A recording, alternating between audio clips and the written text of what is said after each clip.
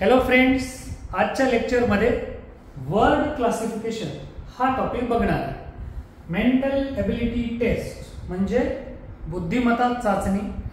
Logical reasoning आहे, तर्कावर आधारित आहे. आपल्याला काही ना काही लॉजिक डेव्हलप करून उत्तरापर्यंत जायचे. प्रत्येक कॉम्पिटिटिव्ह एक्झाम मध्ये मेंटल एबिलिटी टेस्ट याच्यावरती प्रश्न आहेतच. आता त्याच्यातला एक टॉपिक आहे क्लासिफिकेशन. आता क्लासिफिकेशनचा अर्थ आपल्याला माहित आहे. क्लासिफाईड, क्लासिफिकेशन म्हणजे वर्गीकरण. मग कशाचं वर्गीकरण करायचंय? तर शब्दांचं वर्गीकरण करायचंय. वर्ड म्हणजे शब्द आणि क्लासिफिकेशन म्हणजे वर्गीकरण. ओके, तर 4 शब्द दिले जातील आपल्याला. 3 शब्द काही ना काही लॉजिकनं सेम कॅरेक्टरिस्टिक्स किंवा फीचर्स किंवा गुणधर्म फॉलो करतील. एक मात्र त्यांच्यापेक्षा वेगळा असेल. मग ते लॉजिक फाइंड आउट करायचे. आहे का नाही मजेशीर? एकदम इंटरेस्टिंग आहे. आणि तुम्हाला ह्या सगळ्या प्रश्नांची उत्तरे येतील थोडंसं समजून सांगितल्यानंतर. आता यालाच जुनं नाव काय होतं बेटा? Odd one out. याचा पण तोच अर्थ आहे. ऑड वन आउट, वेगळा घटक ओळखा. त्याच्यानंतर त्याच्याही अगोदर याचं नाव होतं ऑड मॅन आउट. ओके, पाहुणा ओळखा, विसंगत घटक ओळखा, गटात न बसणारा शब्द ओळखा. Find out the odd having the same meaning. ठीक आहे, सगळ्यांचा अर्थ एकच आहे. चला तर मग लगेच सुरू करू. पुढचा प्रश्न आपल्या समोर. आता इथे दिलंय choose the odd one out. Odd one out वेगळा शोधायचा आहे. पहिला शब्द आहे potato, radish, carrot and sweet potato. या प्रत्येकाचा अर्थ आपल्याला माहितीच. पोटॅटो म्हणजे काय? बटाटा. ओके, आता हे सगळ्यांचेच मराठीत अर्थ लिहिणे शक्य नाही, त्याची गरज पण नाही, कारण मी बोलतोय मराठीत तर तुम्हाला ते कळतंय. बटाटा. रॅडिश म्हणजे काय? तर मुळा. ओके, रॅडिश म्हणजे काय? तर मुळा. कॅरट म्हणजे काय? गाजर. गाजर का हलवा. ठीक आहे, गाजर. आणि स्वीट पोटॅटो म्हणजे काय? तर रताळे, जे उपवासाला वगैरे खाल्ले जातात. रताळे. आता बटाटे, मुळा, गाजर, रताळे याचं प्रॉपर लॉजिक डेव्हलप करता आलं पाहिजे. जर आपलं लॉजिक डेव्हलप करताना प्रॉब्लेम झाला, आपलं उत्तर तर आपल्याला करेक्ट वाटतंय पण ते करेक्ट असत नाही. म्हणून ऑड वन आउट मध्ये थोडंसं बॅड लक आपलं होऊ शकतंय की जो पेपर सेटर आहे, एक्झामिनर आहे, त्याचं लॉजिक काय आहे. मेजर लॉजिक, मायनर लॉजिक असे प्रकार आहेत. तर मेजर लॉजिक काय सांगते म्हणजे जास्तीत जास्त लोक कोणता विचार करतात? आपण एकट्याने विचार करून काय फायदा आहे त्याचा. म्हणून लॉजिक व्यवस्थित डेव्हलप होण्यासाठी खूप प्रॅक्टिस आवश्यक आहे. आता बघा, जी मराठी माध्यमाची काही मुलं बघतात तुमच्यासाठी सुद्धा हे शब्द काही अवघड नाही. ज्यांना ज्यांना इंटरेस्ट आहे, वर्ग मॅटर करत नाही, तुम्हाला हे सगळ्यांना कामाचं असू शकते जर तुम्ही इंटरेस्ट घेतला तर. बटाटा, मुळा, गाजर, रताळे. तुम्ही कमेंट करून पण तुमचे उत्तर सांगू शकतात. मी त्या कमेंटला 100% रिप्लाय देईल. आणि जेव्हा हा क्वेश्चन स्क्रीनवर येईल तेव्हा तुम्ही पटकन कमेंट करा. तर बघू कोणाकोणाची उत्तर करेक्ट येतात. तर potato, radish, carrot, sweet potato. आता जर आपण ह्या पोटॅटोला बघितलं तर हा आहे बेटा स्टेम. Okay, stem. आणि जे खालचे जे 3 आहेत ना, हे 3 हे आहेत रूट्सचे प्रकार. हे रूट्स आहेत. रूट आणि स्टेम असं जर वर्गीकरण केलं तर याच्यातला पाहुणा कलर नाही तर पोटॅटो आहे, because it classified as the stem. कळलं? तर मग अशा प्रकारचे लॉजिक डेव्हलप करायचे आणि हे बिलकुल इझी आहे. काहीच अवघड नाही याच्यामध्ये. फक्त आपल्याला कॉन्सन्ट्रेट करून लॉजिक डेव्हलप करायचं आहे. So next question is bed, after that window, after that table and after that chair. Question number 2, bed. तर अर्थ तर माहिती आहे सगळ्यांना. Bed, window, table, chair. शब्दांचे मिनिंग अगदी पहिली दुसरीतल्या विद्यार्थ्यालाही येतात. शब्दाच्या मिनिंग वरून याचं लॉजिक फाइंड आउट करण्यामध्ये काही अडथळा नाही. म्हणून बेटा बेड, विंडो, टेबल, चेअर याच्या जर आपण व्यवस्थित बघितलं तर बेड, टेबल आणि चेअर ते बसून आपण अभ्यास करू शकतो, आराम करू शकतो. पण window it's a different part, so this is the odd. Okay, हा घराचा एक भाग आहे विंडो. पण चेअर, टेबल, बेड इथे बसून आपण आराम करू शकतो किंवा थोडक्यात आपण तिथे अभ्यासही करू शकतो. म्हणून याचा आन्सर येणार विंडो. उसके बाद है क्वेश्चन नंबर 3, पूजा सिमसिम. Question number 3. क्वेश्चन नंबर 3 मध्ये काय दिलंय? दिवाळी, ईद, गांधी जयंती आणि ख्रिसमस. खरंच सगळेच ग्रेट फेस्टिवल आहेत, पण या फेस्टिवलचं जर क्लासिफिकेशन आपण केलं, कारण नावच टॉपिकचं काय क्लासिफिकेशन, मग याचं जर क्लासिफिकेशन केलं तर दिवाळी ठीक आहे हिंदूंचा सण आहे असं म्हणू आपण, हा हिंदूंचा सण. ईद कुणाचा सण आहे तर मुस्लिमचा, मुस्लिम बांधवांचा सण ईद आहे, म्हणजे हिंदू हा धर्म झाला, मुस्लिम हा धर्म झाला. गांधी जयंती याला थोडंसं सध्या बाजूला ठेवूया. ख्रिसमस हा ख्रिश्चनांचा सण आहे. गांधी जयंती कुणाचा सण आहे? आपल्या सगळ्यांचा सण आहे. हे नॅशनल फेस्टिवल आहे. गांधी जयंतीला आपण राष्ट्रीय सण म्हणू बेटा, नॅशनल फेस्टिवल. आणि बाकीचे जे 3 आहेत याला म्हणायचं रिलिजियस फेस्टिवल. कोणते फेस्टिवल म्हणायचं? रिलिजियस फेस्टिवल्स, म्हणजे धार्मिक सण. कळलं? तर अशा प्रकारे ऑड वन आउट काय येईल तर Gandhi Jayanti. Okay, Gandhi Jayanti is odd one out. आणि लॉजिक काय डेव्हलप केलंय आपण आता सणांचं धर्मानुसार. Okay, then question number 4, Bhojpuri, Tulu, Bengali, Ahirani. आता मला माहिती बरेचसे लोक तुलूला राईट करतील, कारण भोजपुरी ऐकलेले, बेंगाली ऐकलंय, अहिराणी ऐकलंय, परंतु तसं नाहीये. उत्तर आहे बेंगाली, कारण भोजपुरी बिहार. ओके, भोजपुरी लँग्वेज ही डायलेक्ट आहे बेटा. डायलेक्ट इट स्टँड्स फॉर बोली भाषा. ओके, म्हणजे जसं आपली पुस्तकाची एक भाषा असते आणि बोलण्याची एक भाषा असते. काही समाजाची बोलण्याची भाषा तीच आणि पुस्तकाची भाषा तीच. तर बिहारमध्ये भोजपुरी बोलली जाते, म्हणजे श्रवण स्वरूपात एका पिढीतून दुसऱ्या पिढीकडे मारवाडी आहे, भोजपुरी आहे किंवा इथे दिलेले लँग्वेज आहे. तर तुळू ही सुद्धा कन्नडामध्ये, द्रविडियन लोक जे आहेत तर कन्नडामध्ये ही सुद्धा एक बोली भाषा आहे. अहिराणी सुद्धा जर तुम्ही जळगाव साईडला गेलात तर ही सुद्धा लँग्वेज बोली भाषा आहे. म्हणून याचं उत्तर येणार आहे बेंगाली, कारण बेंगाली बोली भाषा नाही. लॉजिक कळालंय? लॉजिक काय तर बोली भाषा हे त्याचं लॉजिक आहे. त्याच्यानंतर हे जर तुमची कॉन्सेप्ट क्लिअर झाली असेल तर question number 5. Question number 5 is okay manually rice, sambar, curry आणि कढी. राईस, सांबर, करी आणि कढी. तर हे जे 3 आहेत हे लिक्विड फॉर्म मध्ये, ज्याला आपण म्हणतो भाजी. ओके, हे लिक्विड आहे. सांबर मसाला, करी आहे, कढी आहे, लिक्विड फॉर्म मध्ये. आता राईस मात्र सॉलिड आहे. ओके, भात. तर हे आपल्याला लॉजिक कळेल. सिमिलर दुसरं कोणतेही लॉजिक लावा, उत्तर नाही चुकायला पाहिजे. Bunch, dozen, flock, herd. तर नाउनचे प्रकार बघितले मुलांनो, तर त्याच्यामध्ये कलेक्टिव्ह नाउन आहे.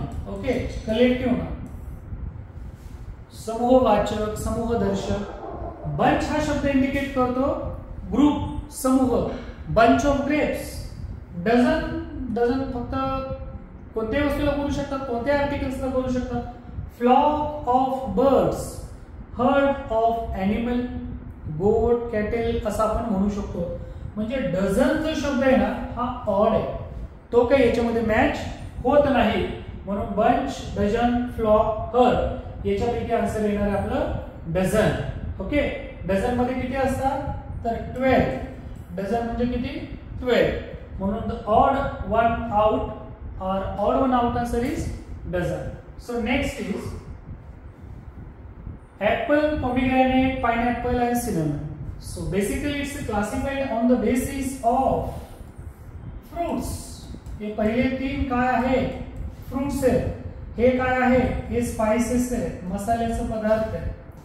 मग फ्रुट्स मध्ये मसाल्याचे पदार्थाचं काय काम, हे जर लॉजिक लावलं तर इथे सिनामन हे आपल्याला बाहेर पडून फेकावं लागेल. त्याला ऑड वन आउट असं सुद्धा आपण म्हणतोय. त्याच्यानंतर बेटा क्वेश्चन नंबर 8. क्वेश्चन नंबर 8 मध्ये कप, काफ, लॅम्ब आणि डॉग. तर कप सिंहाचा छावा, वाघाचा छावा असं म्हणतो आपण. सिंह किंवा वाघ यांचा कप असतो. लॉयन, ओके, लॉयनच्या बछड्याला, टायगरच्या बछड्याला काय म्हणतो आपण? कप म्हणतो. काफ जसं गाईचं किंवा कॅमलचं जे पिल्लू आहे त्याला काफ म्हणतात. किंवा गोट आहे त्या पिल्ल्याला लॅम्ब म्हणतात. तो डॉग, तर डॉग हे पिल्ल्याचं नाव नाहीये, हे यंग वन्स आहे. हे काय आहे? यंग वन्स, नवीन जन्मलेले, नुकतेच जन्मलेले, त्यांचीही नाव आहेत. डॉग नाही, डॉग त्याच्यात बसत नाही, म्हणून डॉगला आपण ऑड वन आउट करूया. तर आता पुढे question number 9. Head, head, liver. I can't show you liver, मला माझं नाही दाखवता येणार, कुणालाच नाही दाखवता येणार. Intestine it's not possible to show. Kidney, kidney तर मध्ये, ठीक आहे, किडनी स्टोन झालं कळते किडनी आजच्या जगात म्हणून हे जे 3 पार्ट आहेत बेटा हे आपले इंटरनल ऑर्गन्स आहेत. कोणते ऑर्गन्स आहेत? इंटरनल ऑर्गन्स आहेत. आणि हेड मात्र आपल्याला दिसतंय ना, एक्सटर्नल आहे, बाहेरून बघू शकतो. किडनी बघू शकतो का? अंदाजे सांगू शकतो कुठे शरीरामध्ये, पण आपण ती बघू शकत नाही. म्हणून क्वेश्चन नंबर 10 पुढचा, डान्सर, सिंगर, म्युझिशियन, मॅसन. आता हे 3 जे प्रोफेशन आहे हे एकमेकांशी रिलेट करतात. ओके, म्युझिकशी रिलेटेड आहे, म्युझिशियन, सिंगर, डान्सर. आता मॅसन म्हणजे मिस्त्री, हे ऑड वन आउट आहे. याचा आणि वरच्या 3 प्रोफेशनचा काही संबंध नाही आहे, म्हणून ही गोष्ट इथे लक्षात घ्या. ऑड वन आउट काय येणार आहे? सॉरी. उसके बाद question number 11, file, pencil, table and notebook. अर्थात तुम्हाला याच्या सगळ्यातले माहित आहे. तर बघा, फाइल, पेन्सिल, नोटबुक हे शैक्षणिक साहित्य आहे. फाइल सुद्धा, पेन्सिल सुद्धा, नोटबुक सुद्धा, हे सगळं शाळेत घेऊन जातो आपण. फाइल, पेन्सिल, नोटबुक, टेबल तिथेच आहे, म्हणून odd one out table. Okay, आणि लॉजिकली 100% करेक्ट आहे. म्हणजे आपल्याला मेजॉरिटी सोबत जायचं की काय लोक विचार करतात, काय लॉजिक आहेत त्यांचे, तर मग आपल्याला उत्तर येतील. ठीक आहे बेटा. त्याच्यानंतर कुकुंबर, टोमॅटो, कॅरोट अँड गवार. कुकुंबर म्हणजे काय? काकडी. मुले जर छोट्या वर्गातली असतील, 5वी 6वी वगैरे, तर तुम्हाला हे लर्न पण झालं पाहिजे. स्पर्धा परीक्षेला कामाचं आहे, स्पेलिंग चुकू नये. कुकुंबर, टोमॅटो, कॅरोट, गवार. आता या तिघांना आपल्याला एका बेसवर क्लासिफाईड करता येईल. ही फ्रुट्स आहेत. ओके, काय आहे? फ्रुट्स आहेत. डायरेक्टली याची भाजी वगैरे नाही करत आपण, फ्रुट्स आहेत. गवार, गवार कहीं के असं म्हणतात ना, ते गवार नाही. गवार म्हणजे ही भाजी आहे, गवारीची भाजी. म्हणून बेटा गवार हे ऑड वन आउट आहे, ते काही आपल्या गटामध्ये बसत नाही. Then after question number 13. Question number 13, milk, grass, egg, meat. Milk, grass, egg, meat. आता याच्यापैकी आपण गवत तर खात नाही, म्हणून ऑड वन आउट हेच पाहिजे. मिल्क, एग आणि मीट हे खाण्याचे पदार्थ आहेत आपले. It may be the vegetarian, non vegetarian, it is a different part. पण ग्रास मात्र आपल्यापैकी ना व्हेजिटेरियन खातात ना नॉन व्हेजिटेरियन खातात, म्हणून इथे या ठिकाणी ऑप्शन ग्रास. ओके, नाव question number 14. Question number 14. Okay, rice, pizza, curry, chapati. Rice, pizza, curry, चपाती.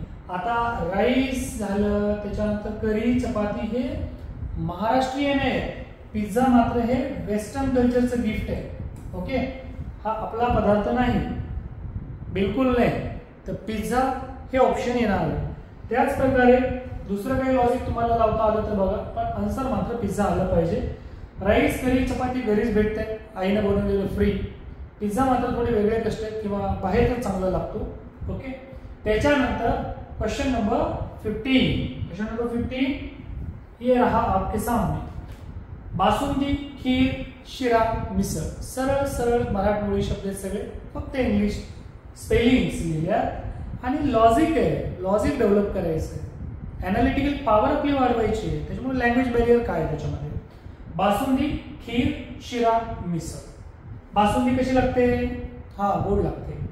खीर कशी लागते? खीर पण गोड लागते. शिरा गोड, मिसळ तिखट. ठीक आहे, म्हणून ह्या तिघांचं लॉजिक एक आहे बेटा की these are the sweets. Okay, sweet आहे, त्याच्यामुळे उत्तर येणार मिसळ. मिसळ सोबत खातात पाव. Question number 16. चैत्र गुढीपाडवा, त्याच्यानंतर अश्विन दसरा, भाद्रपद नागपंचमी, फाल्गुन होळी. हा प्रश्न ज्यांना मराठी महिने पाठ नाही आणि कुठं कोणता सण येतो हे माहित नाही त्यांना या प्रश्नाचं उत्तर येऊ शकत नाही. तरी पण कमेंट करून सांगा, बघू काय लॉजिक आहे. ठीक आहे, चला. तर चैत्र गुढीपाडवा म्हणजे चैत्र महिन्यात गुढीपाडवा येतो, हे तर बरोबर आहे. त्याच्यानंतर अश्विन मध्ये दसरा येतो, हे पण लॉजिक करेक्ट आहे. फाल्गुन मध्ये होळी येते, हे पण बरोबर आहे. भाद्रपदात नागपंचमी येत नाही. ठीक आहे, तर नागपंचमी येते श्रावण महिन्यामध्ये. ओके, तर आपला आन्सर आहे Bhadrapad Nagpanchami. Question number 17. Black and white, ladies and gentleman, law and order, war and peace, and logic is opposite words. Logic काय भेटायचं? Opposite words. अपोजिट वर्ड्सला काय म्हणतात आणखी? अँटोनिम्स. अँटोनिम्स. मग कोणतं उत्तर येईल? जसं आपण जर पहिलं ऑप्शन बघितलं, काय दिलंय? ब्लॅक अँड व्हाईट, काळं आणि पांढरं. Okay, ladies and gentleman. Ladies म्हणजे काय?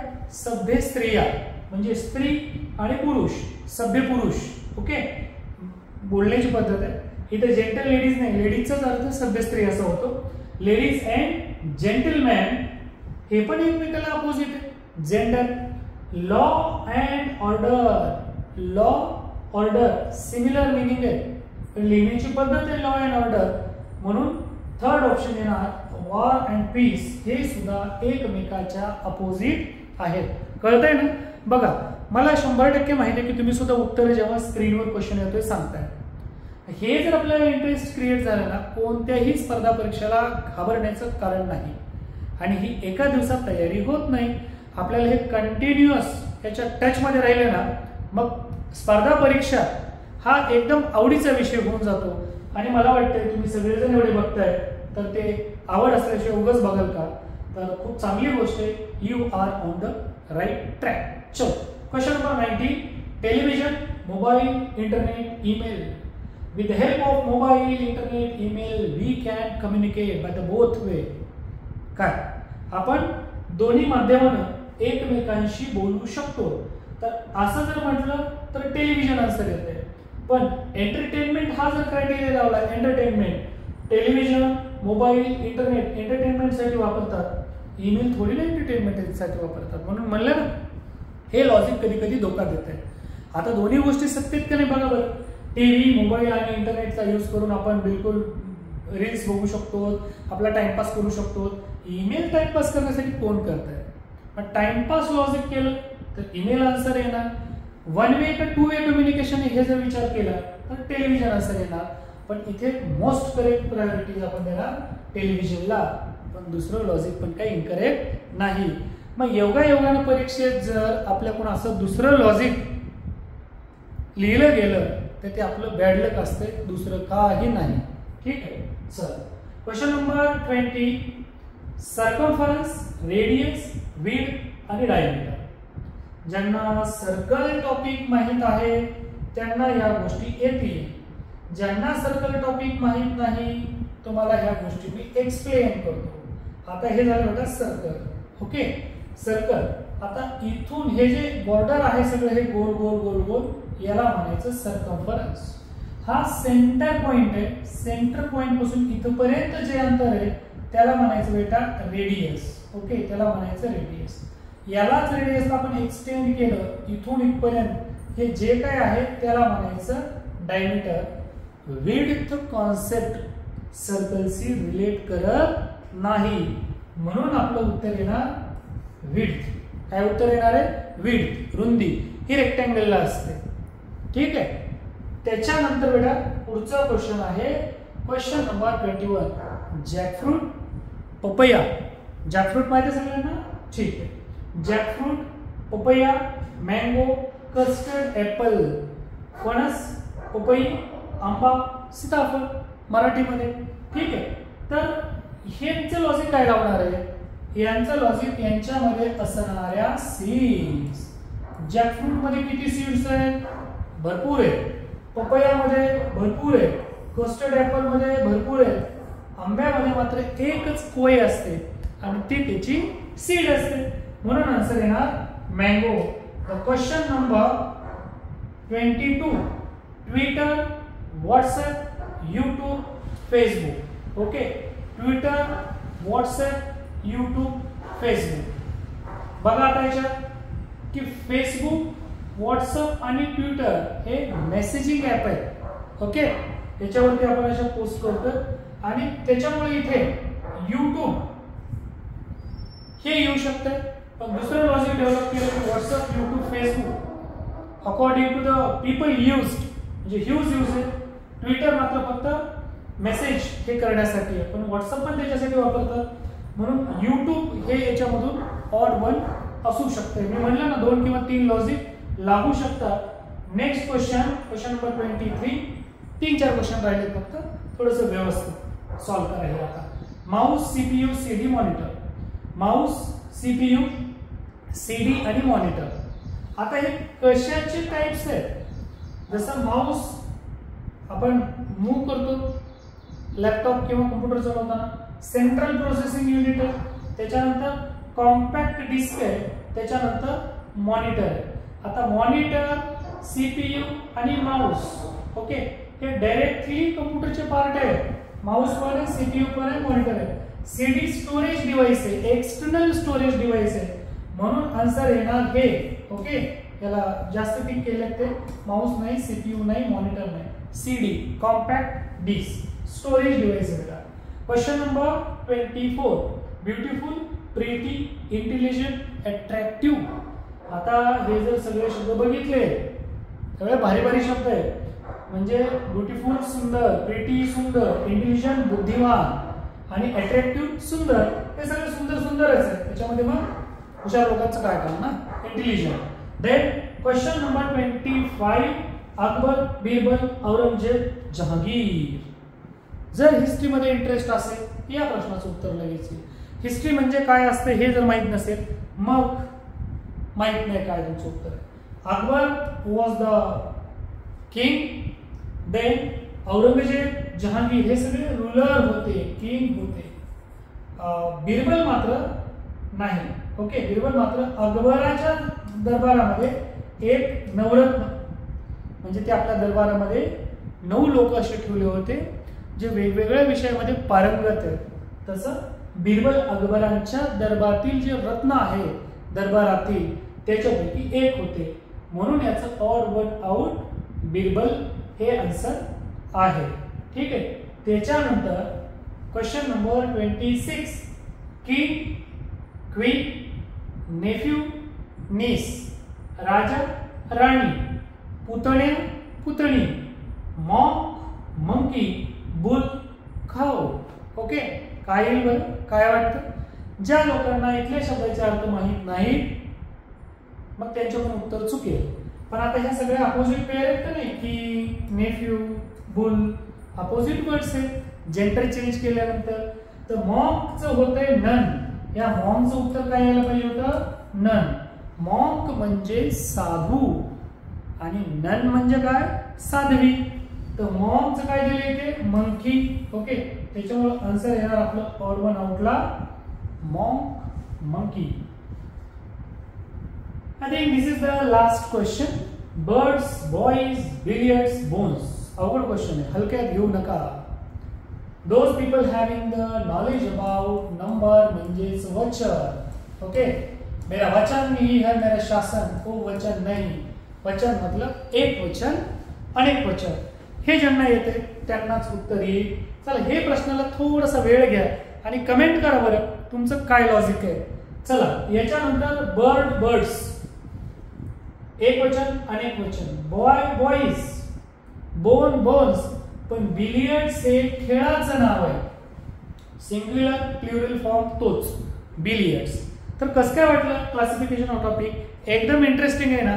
तर क्लासिफिकेशनची बेटा टोटल सिरीज आपण घेणार आहे. स्पर्धा परीक्षा असतील, जवाहर नवोदय विद्यालय आहे, स्कॉलरशिप आहे, सैनिक स्कूल आहे, NTSC, MTSC आहे किंवा मंथन नावाची परीक्षा आहे, होमी भाभा आहे, ऑलिम्पियड्स एक्झाम आहेत, सगळ्या परीक्षा इव्हन MPSC ला सुद्धा असाच सिलेबस आहे, दुसरा काय सिलेबस आहे. म्हणजे आपली त्या दृष्टिकोनातून तयारी सुरू आहे. असे छान छान व्हिडिओ बघण्यासाठी सोहम फाउंडेशन या YouTube चॅनेलला 100% सबस्क्राईब करा. नुसतं सबस्क्राईबच करू नका तर व्हिडिओ पण बघा, कारण नुसतं सबस्क्राईब करून काय फायदा. तर जे लोक गरजू आहेत, ज्यांना याची गरज आहे, please share with them. Thank you. Have a nice day.